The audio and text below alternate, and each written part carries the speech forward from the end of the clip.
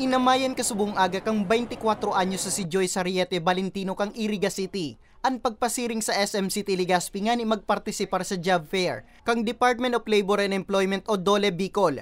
Fresh graduate sa kursong architecture si Joyce. Nagbabakasakali siya na sa tabang kang job fair kang DOLE. Makahanap siya ng trabaho na harani sa iyang tinapusang kurso. As a fresh grad, it's actually both nerve-wracking and exciting na makakita ng fresh graduates and mga unemployed people na nag-a-attend ng ganitong event.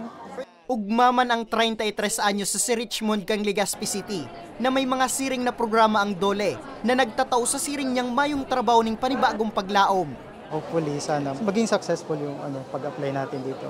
Then, sana matanggap tayo sa 5,000 na bakanteng trabaho ang piglatag kang DOLE para sa mga job seekers. Mantang 33 na mga employers ang nakisumaro sa job fair.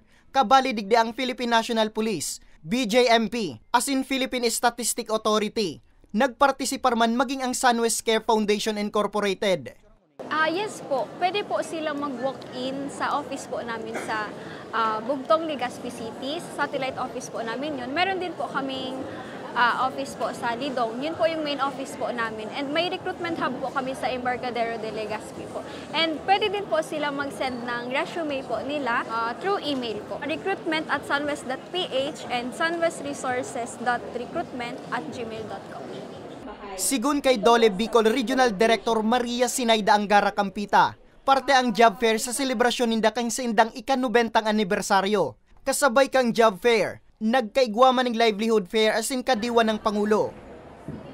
Sa mga job seekers, of course, kailangan nyong magsikap, palawakin ang inyong mga experience, magtrabaho ng maayos. Actually, ang tinitingnan ng employer mostly ay attitude, plus yung inyong credentials. So, kung wala kayong trabaho at idle, huwag kayong maging idle talaga.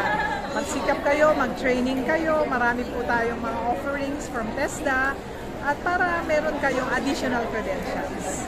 Ngunya na taon, may temang aktibidad na serbisyong mabilis at matapat sa bagong Pilipinas.